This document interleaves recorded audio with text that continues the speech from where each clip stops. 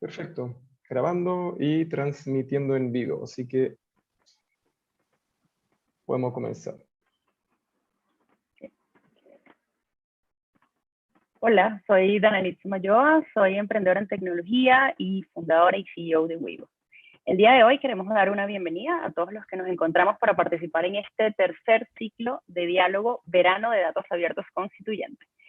Y extendemos este mismo cariño a todos los presentes que están hoy como expositores y además esperamos poder tener una jornada muy interesante de desarrollo y crecimiento mutuo. Por supuesto, en este proceso tenemos que agradecer a aquellos que lo hacen posible, a Flaxo, que es la entidad patrocinante, la Fundación Abriendo Datos, quienes impulsan esta iniciativa, por supuesto en colaboración con el Consejo para la Transparencia, Universidad de Chile, Universidad de la Frontera, INACAP, Global Shapers, la Cámara de Infraestructura Digital y el Observatorio de Gobernanza y Derechos Digitales. Y bueno, antes de dar pasos a nuestros expositores, que estamos muy emocionados con la conversación que vamos a tener, también queremos dejar un espacio para que los coordinadores de esta iniciativa nos den algunas palabras antes de iniciar. En este sentido, saludamos a Rodrigo Ramírez, coordinador del programa sobre infraestructura y desarrollo de ecosistema digital en América Latina, Flaxo, presidente de la Cámara de Infraestructura Digital y ex subsecretario de Telecomunicaciones.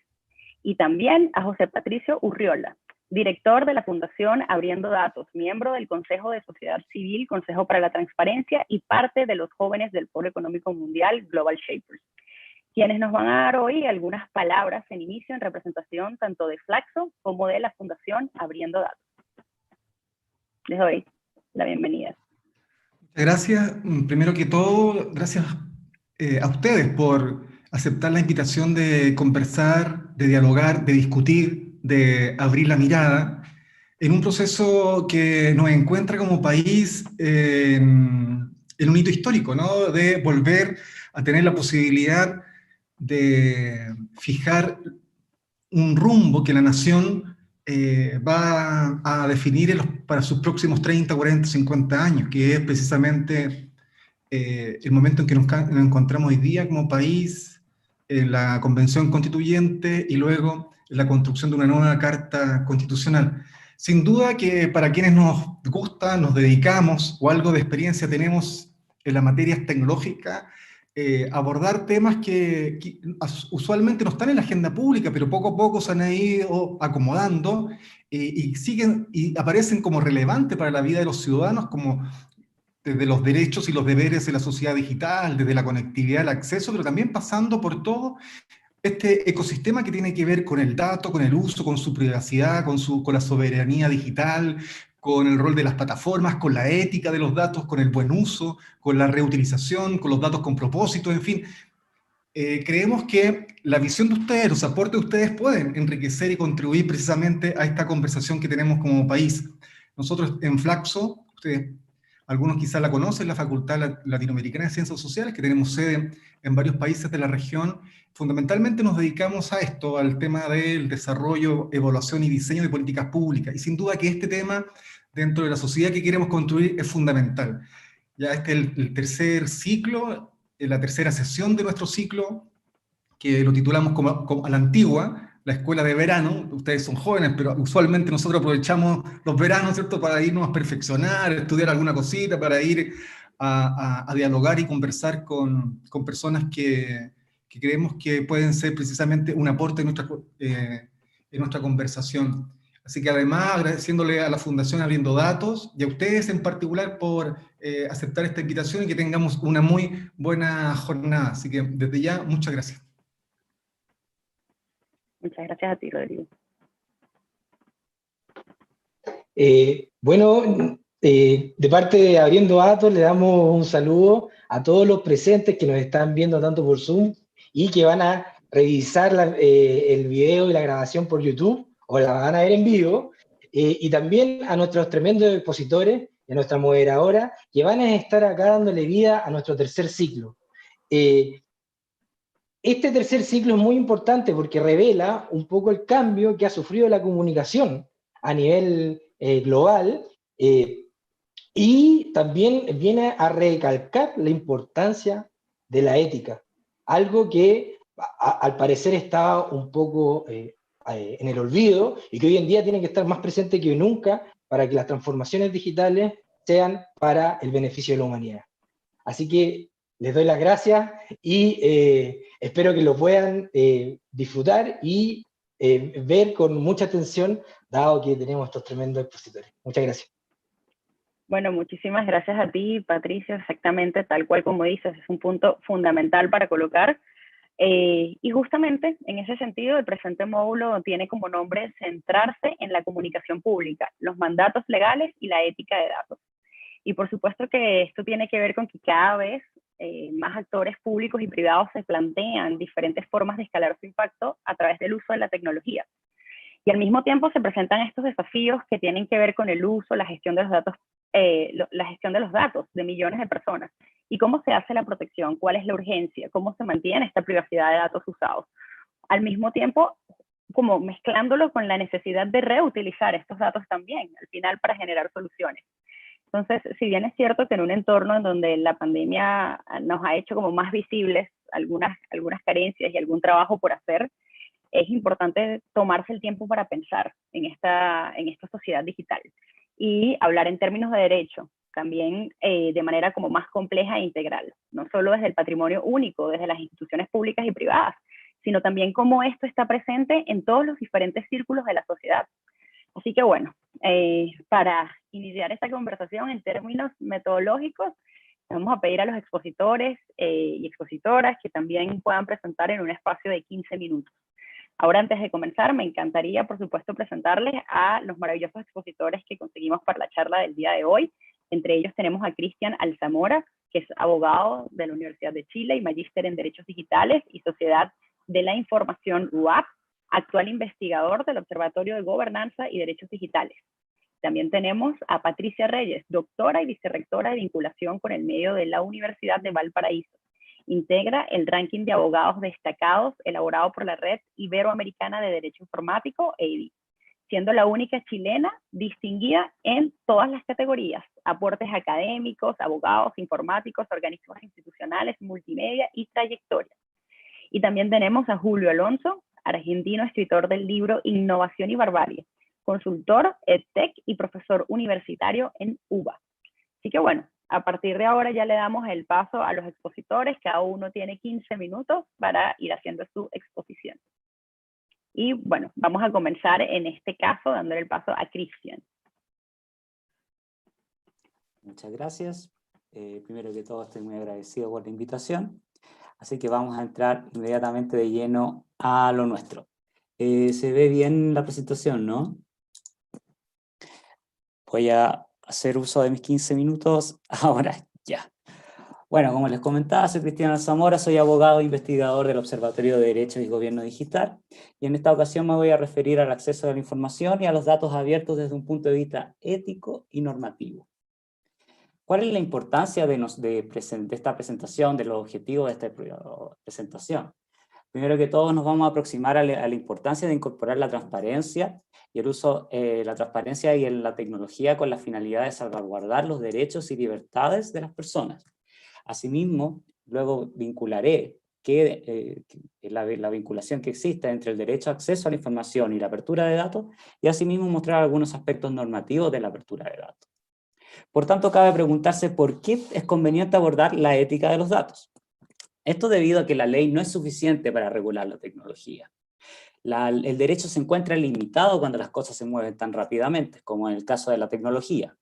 Asimismo, ello obliga a acudir nuevamente a los principios inspiradores del derecho. Y uno de esos principios inspiradores es la ética. Y la ética, asimismo, como reflexiona sobre el comportamiento humano, también implica reflexionar sobre las conductas que se adopten y para la generación de una conciencia tanto política, social y cultural respecto a los riesgos asociados a la tecnología. Por ello es irrelevante abordar la ética de los datos. Por eso yo tomé estas tres premisas primero que todo antes de ir en detalle. En primer lugar, hay que entender que la tecnología es un habilitador de derechos, es un medio para extender las capacidades humanas y alcanzar las finalidades ligadas al bienestar. Esto es clave para entender la tecnología como medio y al ser humano como fin. Asimismo, los programas informáticos que toman decisiones automatizadas sí pueden lesionar derechos fundamentales. Es por ello que aquí ya cobra relevancia la transparencia y la explicabilidad y la auditabilidad de los algoritmos informáticos.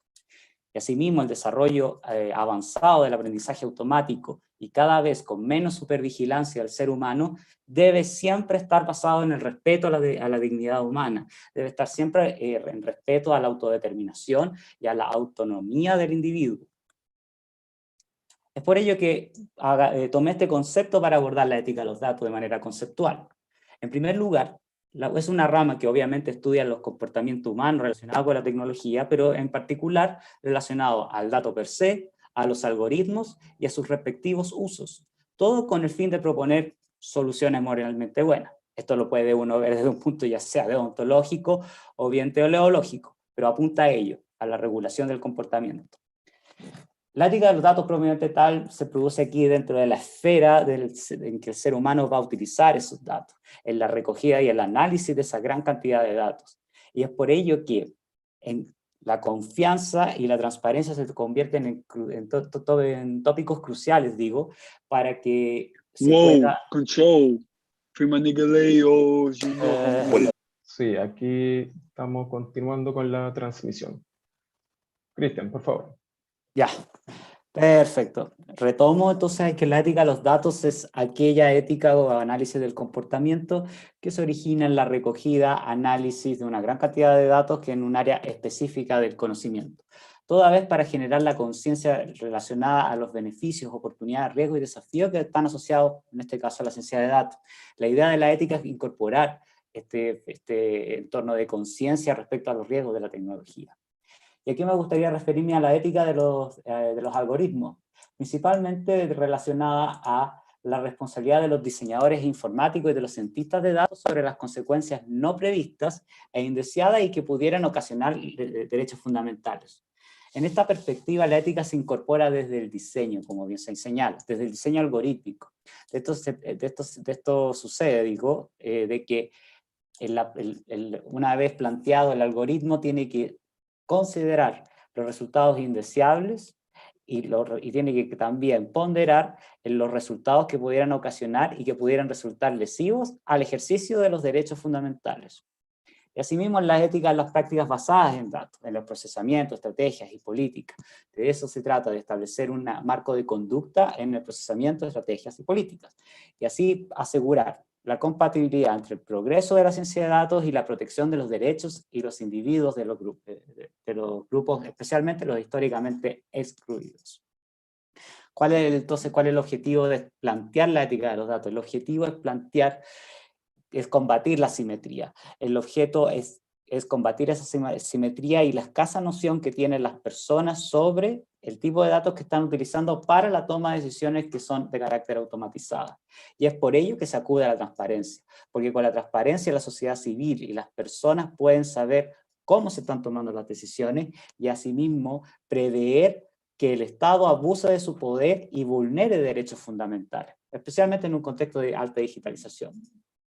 Por tanto, lo que se busca, lo que se propone como diseño incluso normativo, es que asimismo desde el diseño de algún algoritmo que tome una decisión automatizada y que afectare o no el interés público, se establezcan criterios para que en el desarrollo de las operaciones de las organizaciones e instituciones estén sometidos bajo la tutela de los derechos fundamentales de las personas y sin la necesidad que haya una autoridad regulatoria. De ello pasa el fenómeno o el principio de responsabilidad proactiva de los responsables de tratamiento o de responsables de llevar a cabo soluciones tecnológicas.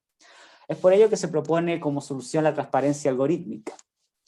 La transparencia algorítmica es una propuesta que tiene como objeto que la ciudadanía pueda escrutar cómo se están tomando las decisiones cuando el Estado acude a la tecnología. Es por ello que el ciudadano, por medio de la transparencia algorítmica, puede a sí mismo dar cuenta de si se están tomando o no criterios con enfoque de inclusión, especialmente a los grupos históricamente excluidos, para evitar los sesgos y las arbitrariedades que provoca la automatización de sus decisiones. Disculpa. Por ende, se trata de un ejercicio de publicar y también de explicar. Yo tomé aquí el ejemplo del registro de algoritmos del municipio de Ámsterdam. El gobierno holandés, como línea de acción de su cuarto plan de acción de gobierno abierto, estableció como la transparencia algorítmica como un eje. Y aquí ustedes pueden visualizar qué es un algoritmo. El algoritmo aquí, como ustedes pueden apreciar, se apoyan en el lenguaje claro, se apoyan en la visualización clara del algoritmo. Y ustedes también pueden visualizar de que el ejercicio aquí es claro, es pulcro, y es lo que a la larga recoge la transparencia algorítmica.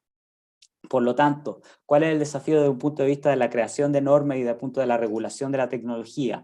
El desafío implica dialogar, explicar y propender en la convergencia entre la programación informática con las ciencias sociales. Aquí puse una cita, puesto que si tú no puedes entender el dato, tú no puedes confiar en él.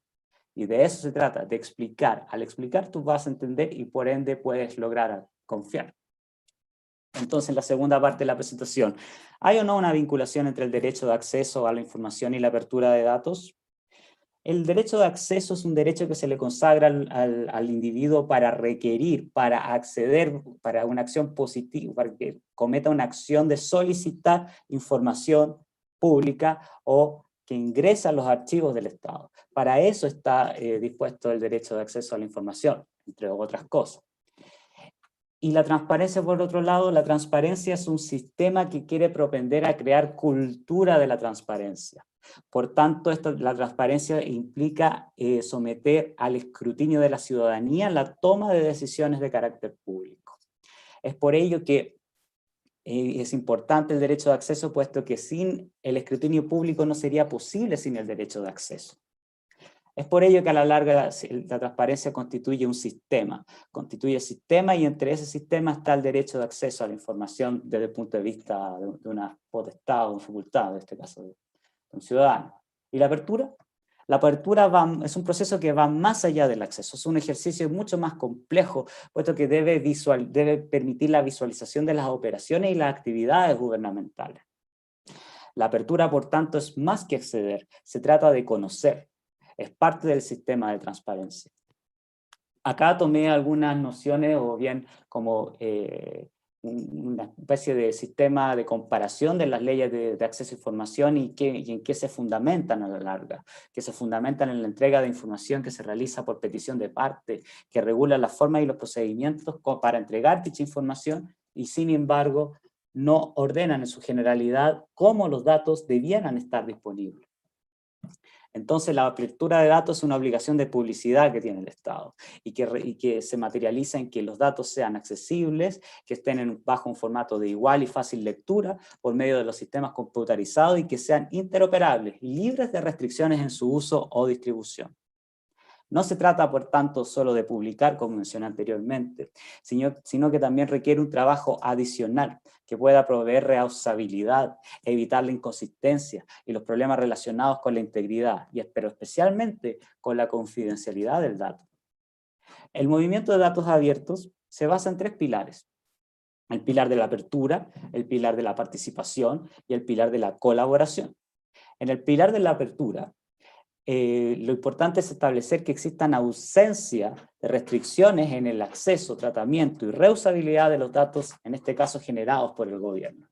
Respecto a la participación, que no haya limitaciones de la sociedad civil para que puedan también tener derecho a voz y ojalá a la deliberación al momento que se plantea una toma de decisiones automatizadas. Y la colaboración, que es un pilar que provee que tanto el sector público como el sector privado puedan converger para la provisión de soluciones tecnológicas con un sentido de protección o de promoción al interés general. Ahora me referiré a la normativa que puede recoger tanto en ámbito comparado y local relacionado a la apertura de datos. La apertura de datos en general partió con un memorándum de la administración Obama, del año 2009, que estableció los principios de transparencia, participación y colaboración en todas las oficinas gubernamentales y federales de los Estados Unidos. Algo que luego se materializó en el Open Government Data Act, que estableció estos principios que inspiran el movimiento de datos abiertos, que establece que los datos deben estar fácilmente disponibles y utilizables, y que deben estar originados, transmitidos y publicados en un formato moderno, abierto y electrónico, para que así puedan ser accesibles. Aquí atiende al formato, que es uno de los pilares también que fundan el movimiento de datos abiertos.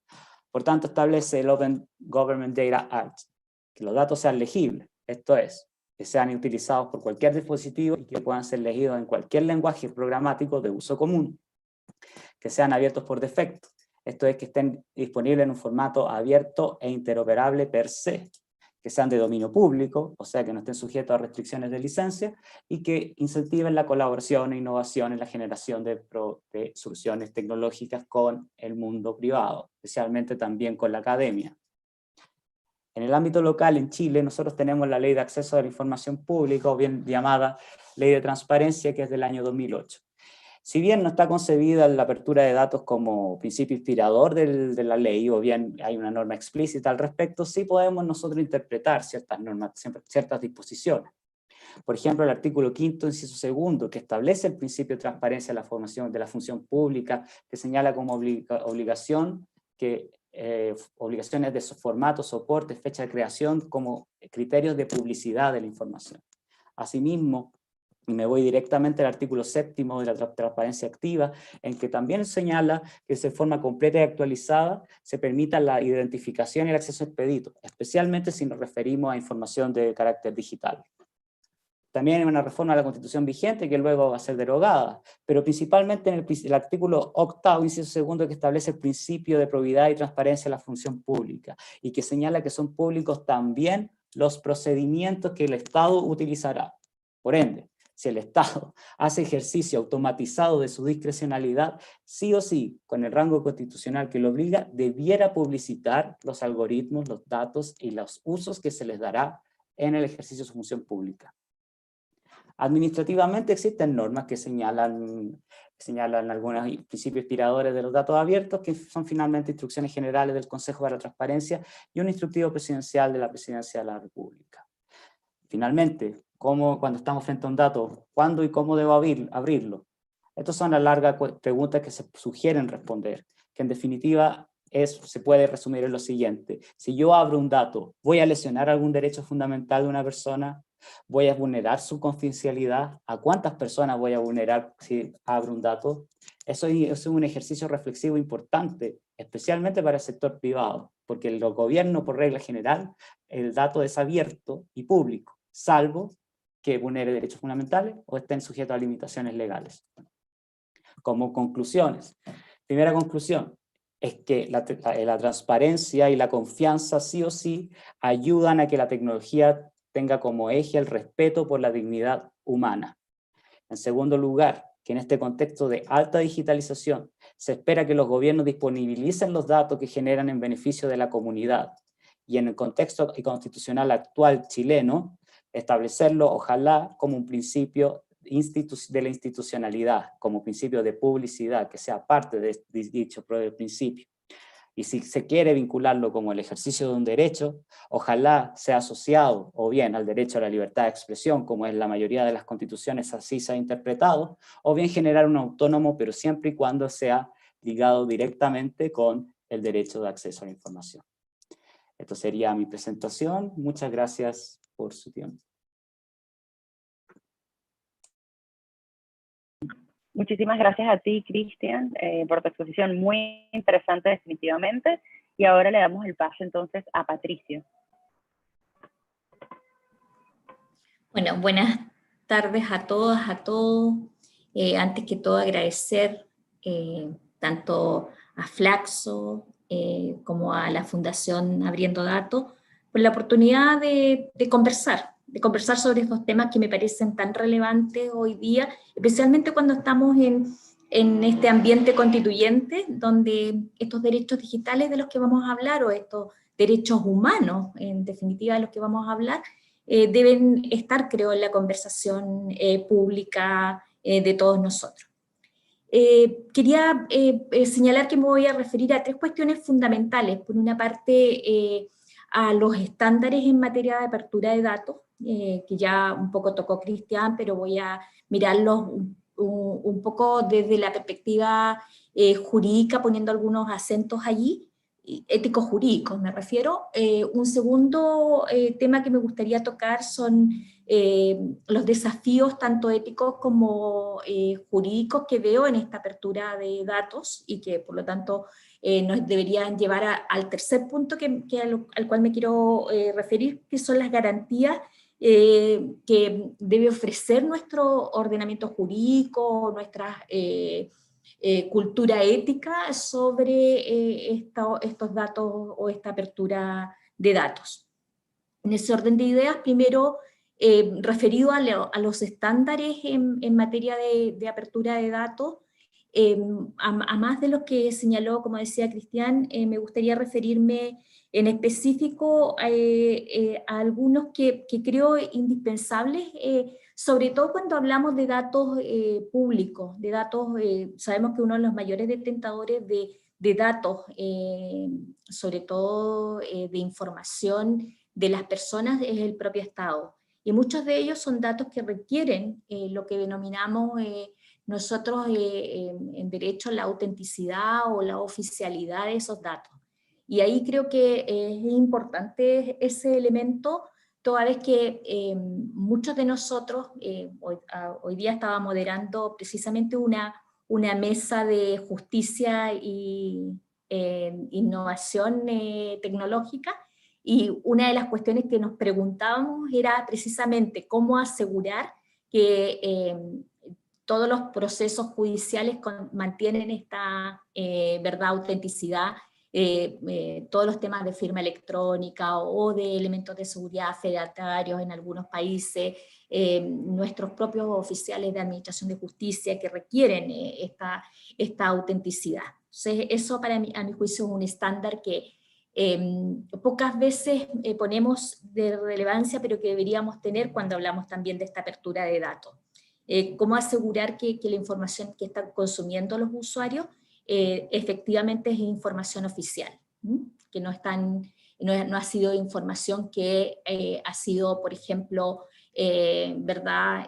Objeto de algún hackeo o incluso de alguna falsificación. Después también hay un elemento relevante a mi juicio cuando hablamos de apertura de datos que tiene que ver con la posibilidad de dos elementos importantes. Por un lado, la seguridad de la información, cómo aseguramos precisamente que estos datos tengan los estándares en materia. Hoy día vemos tantos elementos, acabamos de ser partícipes de uno de ellos, ¿verdad? Entonces, ¿cómo efectivamente estos datos que reflejan a veces información oficial o información relevante cuando estamos entre las empresas, también información que puede ser de mucha relevancia, como un estándar de esta apertura también debe ser que podamos asegurar esa información. Y por otro lado, si pensamos en alguna información de esta naturaleza, también tenemos que pensar en elementos que a veces también no se tienen en cuenta, que tienen que ver con la preservación, por ejemplo, de la información. Los periodistas en muchos años más van a querer reutilizar o reusar esta información. ¿Cómo vamos a asegurar ese estándar? Y ahí, como ustedes ven, me estoy refiriendo a muchos elementos que tienen que ver ya con la gestión de la información, con ciertos elementos que van a asegurar el ciclo de vida de los documentos y que me van a permitir, en este caso, recuperarlo en el futuro, usarlo, o incluso, fíjense, contrastarlo con datos que hayan sido posteriormente reusados o reutilizados, como es la consigna de la apertura de datos. Obviamente también un elemento importante en conceptos de igualdad y de poder hacer este tema de la apertura de datos un tema que no se constituya nuevamente en una barrera de entrada o una barrera de acceso a la misma información, es un tema que a mí me causa a veces preocupación, que tiene que ver con la gratuidad de la información. En algunos casos en que se exige pago por cierta información que es pública, y que nos la venden. Durante mucho tiempo nos vendían las sentencias, nos vendían la ley en Chile, En muchos países todavía se hace eso y es información que debería tener, por lo tanto, en estos estándares de apertura esas características. Obviamente, también en materia de propiedad intelectual, lo señalaba Cristian, no voy a insistir en eso, es sobre el licenciamiento libre. ¿Por qué? Porque si no estamos actuando, ¿verdad?, sobre información que eventualmente va a infringir derechos de autor y que nos va a traer consecuencias jurídicas indeseadas posteriormente. Y todo este conjunto de estándares me lleva a uno que también es relevante para asegurar derechos fundamentales de las personas, que tiene que ver con la calidad en general de la información. ¿Cómo quienes tratamos datos o quienes participamos de los procesos de utilizar los datos, tomamos conciencia de que es tan relevante este elemento que es que esta información sea de calidad? Y eso nos va a afectar muchos otros principios que ya vamos a ver en la protección de datos y que nos va a permitir en el futuro, o esperamos que se convierta en el futuro en un elemento central. Yo decía también, no me quiero alargar en esto porque podemos seguir con eso, pero quiero ahora referirme al segundo punto que señalaba, que es los desafíos o éticos y jurídicos. ¿Y por qué digo éticos y jurídicos? Porque efectivamente, normalmente la apertura de datos la asociamos en una especie de colisión de derechos con la protección de datos. A mí no me gusta decir que son derechos contrapuestos, me gusta decir que son derechos complementarios y que de alguna forma, si no resguardamos estos estándares anteriores de los que hablaba, van a generar efectivamente problemas en el ejercicio de otros derechos fundamentales. ¿A cuáles me refiero? Eventualmente a la igualdad, cuando hablamos, por ejemplo, de personas que pueden ser discriminadas por información que se tenga de ellos, a propósito de esa apertura de datos, se ha visto, o sea, no es una cosa que yo me esté inventando.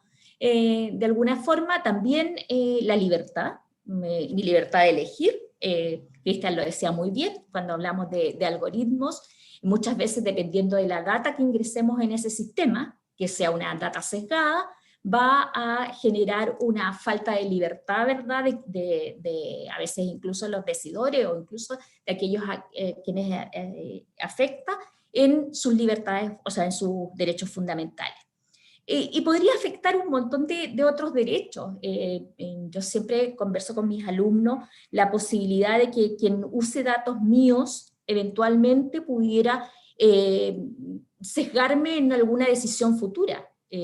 Por ejemplo, hoy día está la autovigilancia a propósito del COVID, ¿verdad? Y el levantamiento de datos a propósito del COVID en estos espacios públicos, eventualmente me signa como una persona que ha tenido COVID y en el futuro se demuestra que las personas con COVID viven menos o viven con más enfermedades, y mi derecho a la salud, mi derecho a la seguridad social se ve mermada por este hecho. Entonces, esos son los grandes desafíos, las preocupaciones éticas, como yo decía, a través de la discriminación algorítmica, esto de que hablaba también Cristian, en sentido de que efectivamente pudieran determinados decidores, a partir de estos algoritmos que ponemos, tomar decisiones sobre la vida o sobre determinadas, o que tengan consecuencias para las personas, genera también estas preocupaciones éticas. Éticas, ¿por qué? Porque en el fondo pudieran, como decíamos, los humanos nos podemos equivocar, lo tenemos, pero es parte de esta dignidad humana, de esta libertad humana que se nos ha concedido. Yo siempre espero, me encanta la tecnología, soy una aperturista en grandes temas, pero espero que esta tecnología en el fondo sea utilizada tomando todas estas precauciones. Y eso me lleva al tercer punto, que es qué garantías tenemos de una efectiva tanto protección de derechos fundamentales o la protección de datos particularmente, también está el tema de la protección de la propiedad intelectual que podría aparecer partir del uso de estos datos, pero eso no me voy a referir ahora, podría dar para toda una nueva cuestión.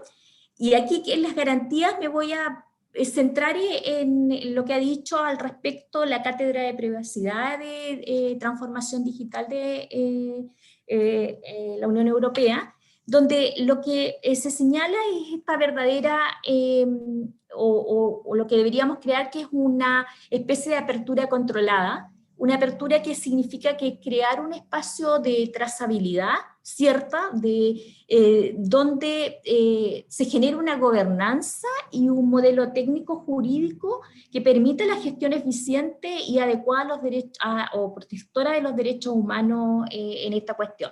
Y eso significa solamente algunas cuestiones como para que las miremos. Uno es, obviamente, permitir la reutilización, generar este acceso a la información del que hablaba también Cristian, evaluar, pero sí evaluar lo que él señalaba, el uso legítimo de los datos, que la ley, el consentimiento de las personas autorice ese uso de la información, o que los datos estén anonimizados o pseudo anonimizados. También el cuestionarnos la necesidad de estos datos, hacernos las preguntas que aparecían en esa presentación.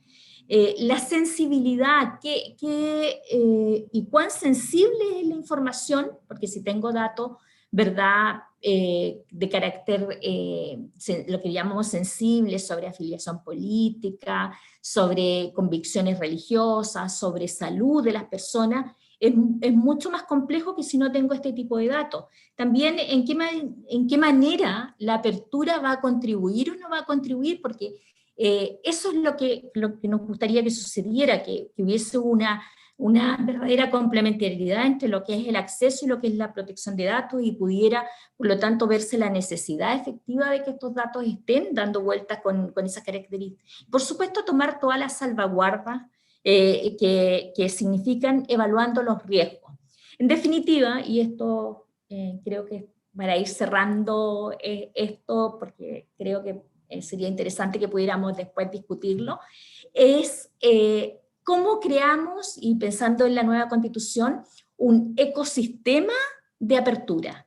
Y ese ecosistema de apertura, ¿cómo la miramos desde este derecho a la información, que me imagino que Julio nos va a hablar desde la ética periodística, ¿verdad? Ese derecho a la información que todos tenemos, el derecho a la protección de datos personales, el acceso, fíjense también, el acceso universal a las redes. O sea, nada de lo que estamos hablando es en un modelo de equidad posible si las personas no tienen acceso a las tecnologías y a las redes.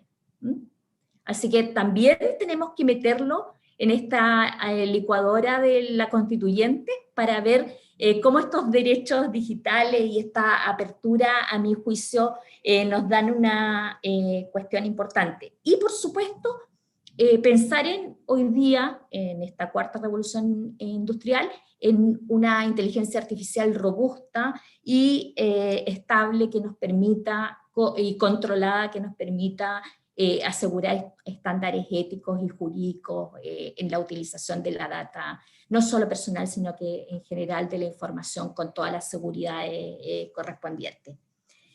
Eso por ahora, y también dejo para la conversación muchas otras ideas que se me vienen ahora en este minuto a la cabeza. Gracias, Daniel.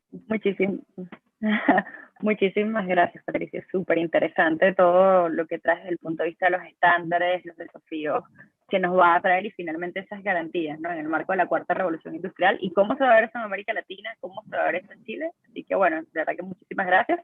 Y ahora pues damos el pase a Julio, quien nos va a traer también una perspectiva diferente. Muchas gracias, Anaeli. Gracias a Flaxo, a Patricio, a Rodrigo. La verdad es un gusto y un placer estar aquí con ustedes, compartir espacio con Patricia, con Cristian. También celebro todo el proceso que están llevando en Chile con toda la escritura de la Constitución y con todo lo que implica, y poder estar aportando en alguno de estos eventos, es realmente un honor para mí. Me divierte mucho cuando en este tipo de presentaciones uno sin conocerse, porque a veces uno nunca sabe cómo es la preproducción. Lo que vamos a hablar cada uno de nosotros realmente combina, conversa, y la verdad es que nos acabamos de reunir hace un poquito. Así que les voy a pasar la presentación para que vean algunos comentarios que tengo para aportarles, porque creo que, como bien han dicho, mi especialidad está dentro de la academia, si bien trabajo también como consultor, lo mío es la investigación y el trabajo en las universidades, y pensaba, bueno, ¿qué puedo aportar para ustedes en este sentido, en lo que nos convoca? Entonces, armé como un camino breve que va desde la comunicación pública, que pasa por los mandatos legales y que llega a la ética de los datos, y que está muy en relación a lo que estuvieron diciendo. Este señor, ustedes lo conocen, estuvo en uno de los encuentros, creo que en el de apertura, y si bien es un libro que, digamos, es uno de los primeros, de Daniel Innerarity, y ya ha habido varias publicaciones en el medio, creo que es un libro muy interesante para aportar a las discusiones, para complejizar lo que se debe pensar cuando hablamos de datos. Y fíjense, lo conversábamos recién, lo decía Cristian, la idea de la transparencia. Efectivamente, la transparencia genera una ambigüedad, hay una ilusión, ¿no?, de pensar que los datos sean públicos, ya está, se acabó todo. Pongo en una página web los datos y se acabó todo, ¿sí?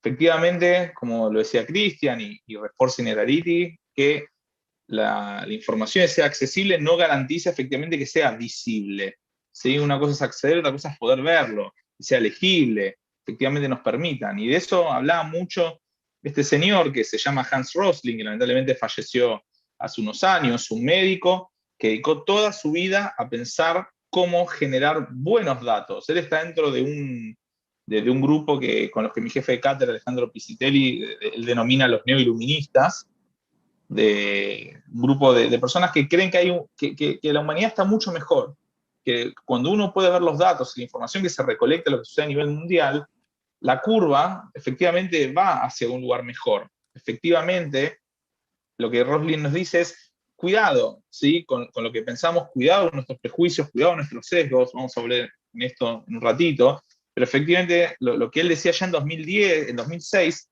en esta charla TED, que les dejo ahí el link, luego comparto la publicación y esta presentación, habla de que tenemos nuevos gatekeepers. Esta noción del gatekeeper de las teorías de la comunicación todavía existen en las redes, y tiene que ver con cómo acceder a las bases de datos, cómo efectivamente poder acceder, leer, entender y sobre todo manipular. Las páginas web a veces no nos permiten acceder a estos datos, y ni siquiera aún, yo hice un trabajo con Google Ngram, que es una web, digamos, un proyecto que usó Google para poder leer los libros. Yo me descargué la base de datos de cómo configurar los libros y era imposible abrirlos, no había programa para abrirlos.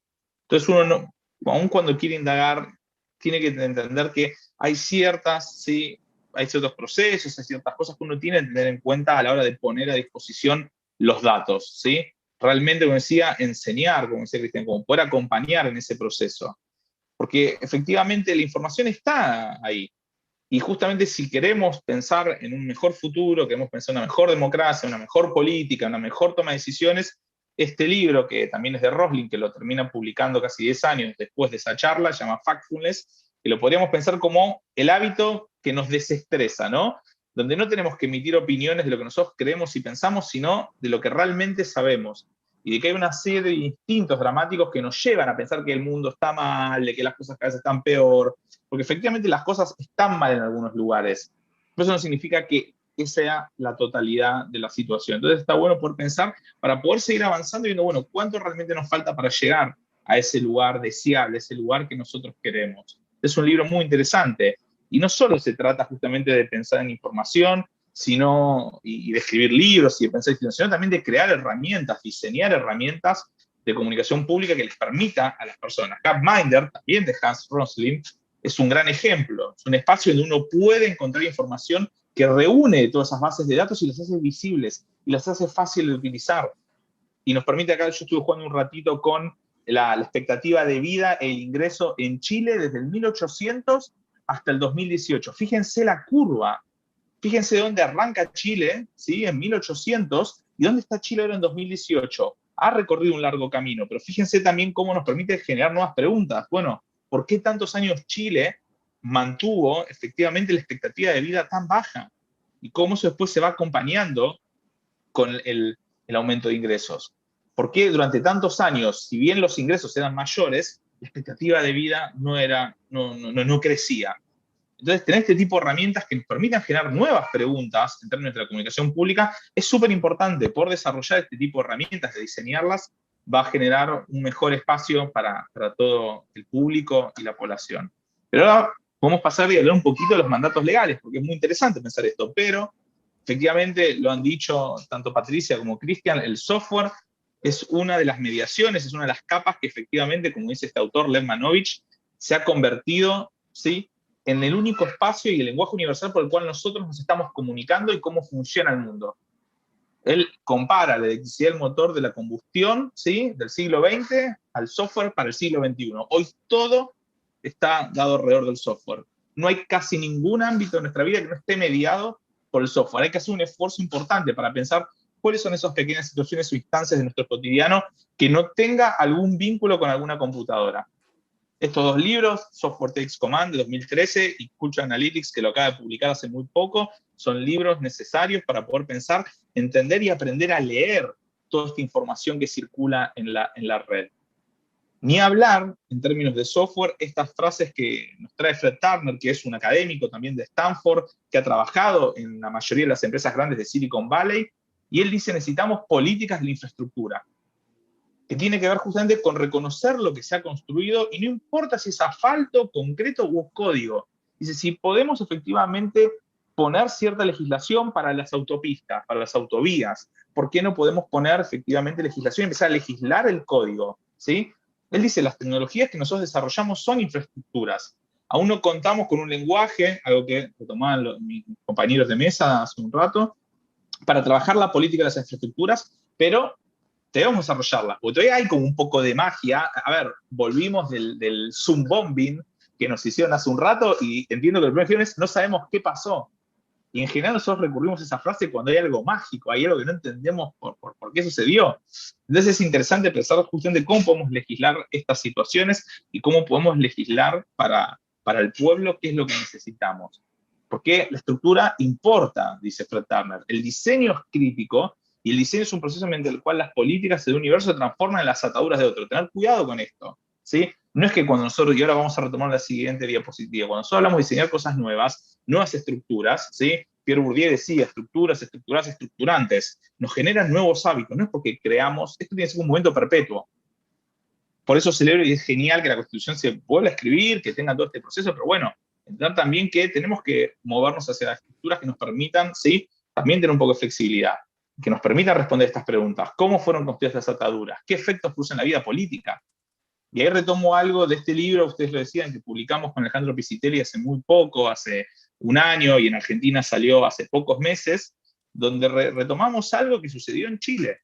Stafford Beer, hay un libro muy lindo de él en Medina sobre revoluciones cibernéticas, hablaba de utilizar las herramientas cibernéticas para entender mejor cómo conseguimos la realidad, dada la multiplicidad de variables que ocurren simultáneamente.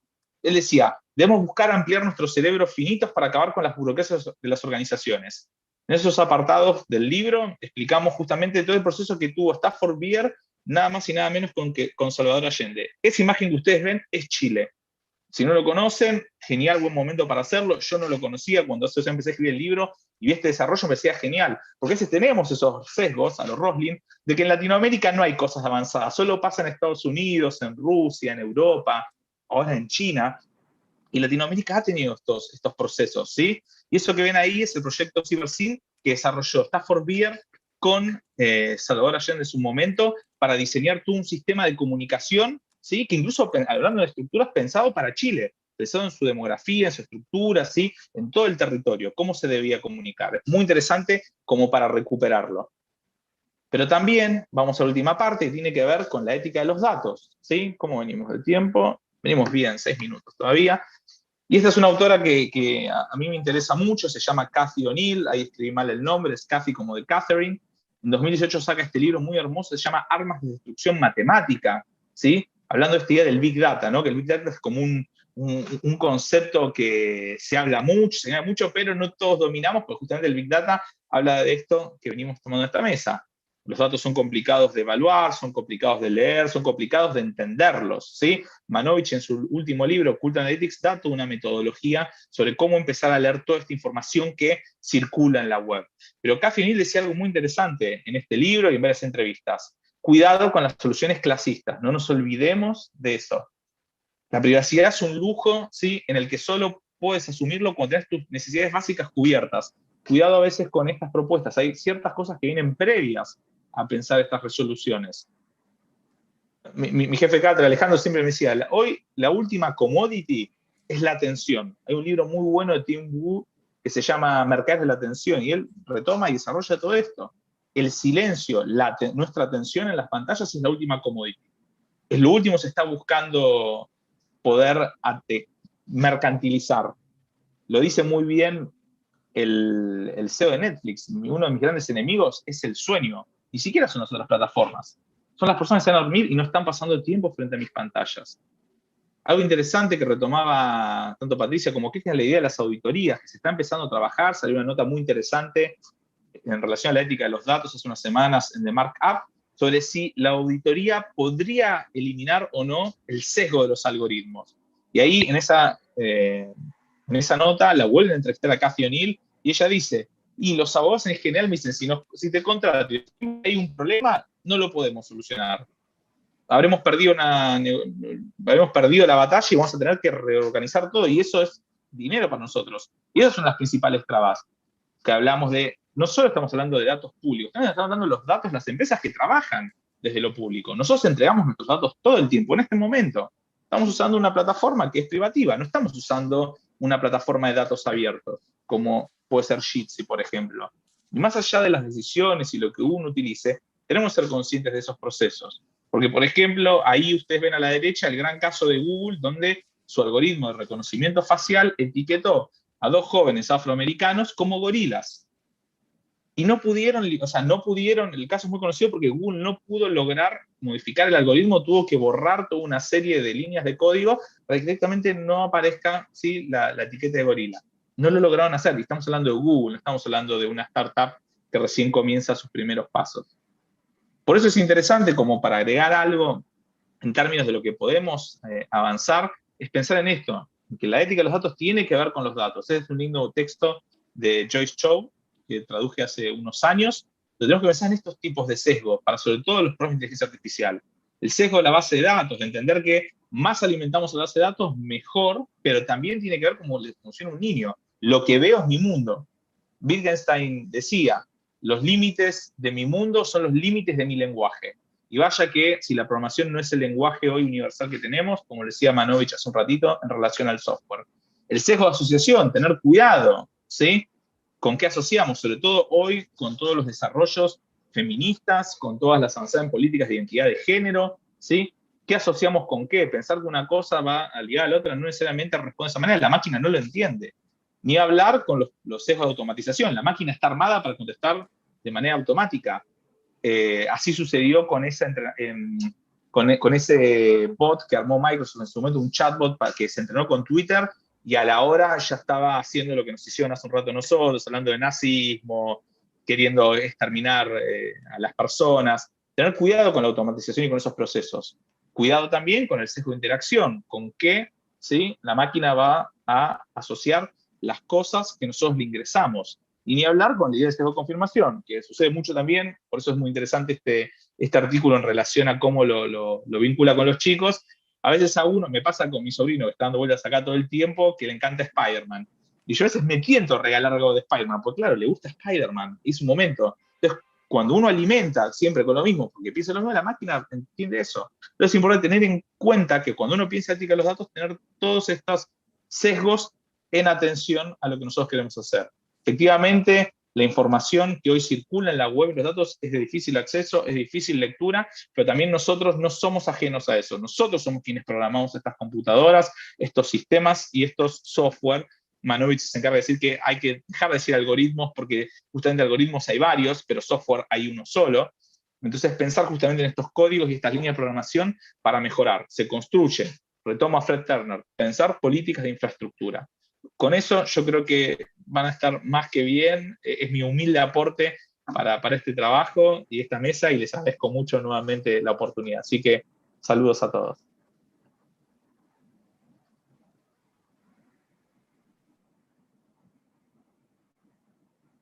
Danali, te estás silenciada como nos ha pasado a todos el año pasado, no podía no pasar. Muchas gracias, disculpa. Te decía que muchísimas gracias, definitivamente tocaste puntos muy interesantes en relación al tema de tratar el software como infraestructura. Creo que hay un punto bien interesante ahí, por supuesto, lo que tiene que ver no solo con la visibilidad de los datos, sino con la posibilidad del manejo, incluso tocar temas como la legislación del código o las auditorías para generar mejores algoritmos o mejor software, justamente como siguiendo un poco lo que dices tú.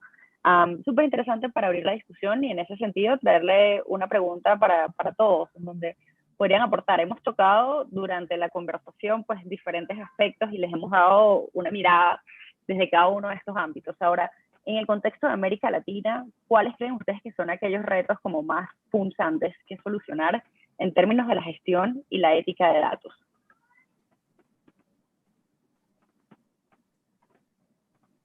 Me gustaría compartir porque una vez que yo me quise especializar en tecnología, generalmente uno tiene como paradigma, no sé, a Estados Unidos, a Europa, que obviamente refuerzan mucho el tema de la eliminación de sesgos, pero que son, como bien señaló Julio, que son sesgos que en definitiva son, que no son apropiados para Latinoamérica, que no es necesario integrarlos en Latinoamérica.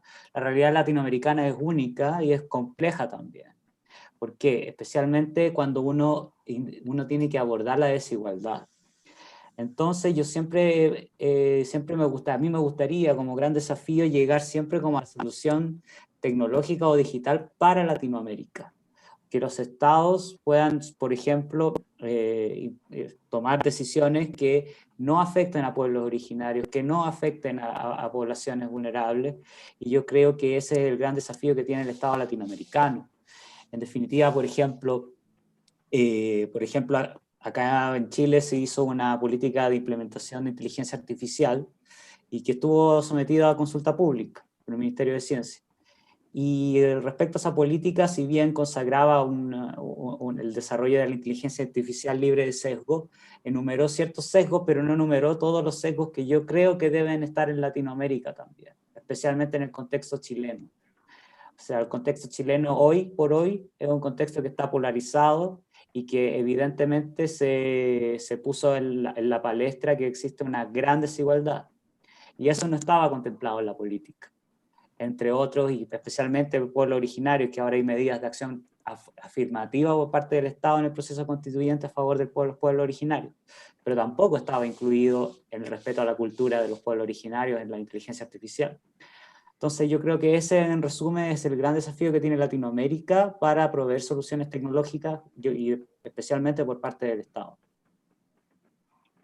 Muchas gracias. A ver, mira, yo creo que, bueno, ¿por dónde empezar? También creo que es difícil pensar en soluciones estándares para nuestra Latinoamérica, pero creo que sí, hoy día la información se ha convertido en una infraestructura básica, así como el software es una infraestructura, a mi juicio la información de todas maneras como la luz, como el agua, digamos, si no se están produciendo brechas muy relevantes en esta materia. Entonces creo que la desigual, y voy a volver a insistir sobre este tema de cómo están construidos los ecosistemas informativos y de apertura en nuestras sociedades, donde a veces en algunos países está muy bien regulado uno de estos derechos que tienen que, como decía yo, complementarse o conjugarse, y en otros casos hay mucha diversidad. En Chile, por ejemplo, hoy día en verdad tenemos con un cierto desarrollo todo lo que es el derecho de acceso a la información, pero por el contrario nuestra protección de datos está en unos niveles muy obsoletos y paupérrimos en todo lo que es el ecosistema de datos. Por otro lado, un gran desafío, creo, general, esto que a mí me gusta llamar una verdadera algoritmocracia, o un poder de los algoritmos, que tal vez ahí me interesa lo que señala Julio, pero lo pensaré más, pero por ahora creo que por lo menos en nuestra sociedad, es como las decisiones, y por qué hablo del poder de los algoritmos, porque las decisiones, así como el poder tomar decisiones, hoy día los algoritmos están empezando a tomar decisiones, sin estas, por lo menos, límites éticos, jurídicos que pudiéramos ir señalando. Así que creo que hay muchos elementos de desafíos en nuestra América Latina, especialmente poder generar como decía yo, este ecosistema que permita que estos derechos, al menos en un estado mínimo, puedan ser garantizados. Y uno de los principales es el derecho a la información como infraestructura básica, el derecho a las redes, al software o a la tecnología, como queramos llamarlo, que es otro elemento, porque sin eso también las brechas digitales nos van a dejar en un espacio muy alejado, y en el otro, digamos, y en el peldaño superior ya los derechos estos de acceso, protección de datos y algoritmos, etc. Pero de base yo lo pondría como esos dos. Perfecto, muchísimas gracias, Patricia. Agrego lo que decía Cristian y Patricia, que efectivamente a veces no se trata solo de la legislación. Argentina cuenta con una ley de protección de datos desde el 2000. Lo que sucede, como en general, a veces las leyes, si bien se promulgan, luego hay que implementarlas, y eso, digamos, es lo más interesante, es donde hay que trabajar. Creo que también, retomando algo que dice Innerarity en su libro, es pensar también en legislaciones regionales, no solo, o sea, estamos hablando de querer legislar cosas que no se basan en territorio solamente. Estamos hablando efectivamente de infraestructura. Saber, hace poco nuestro presidente fue para allá y se entiende que uno de los acuerdos tiene que ver con los nuevos cables de fibra óptica que están llegando a Chile.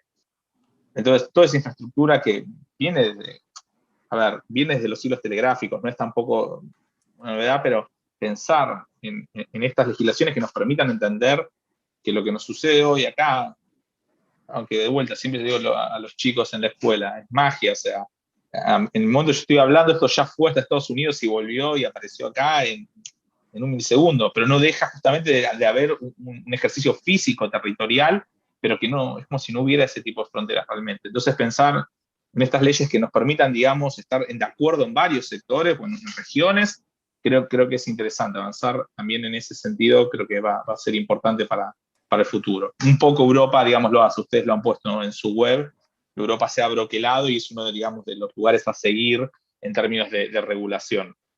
Pero bueno, habrá que ver qué podemos hacer nosotros también. Creo que no es un tema solo de Chile, también le corresponde al resto de los países de Latinoamérica. Completamente, hay una mirada importante que hacer como continente, y yo creo que espacios como estos justamente son los que contribuyen, partiendo también de que efectivamente no tiene que ver solo con la legislación, sino cómo aprovechamos los espacios ciudadanos para generar estas conversaciones y que impulsen el conocimiento de la sociedad en general.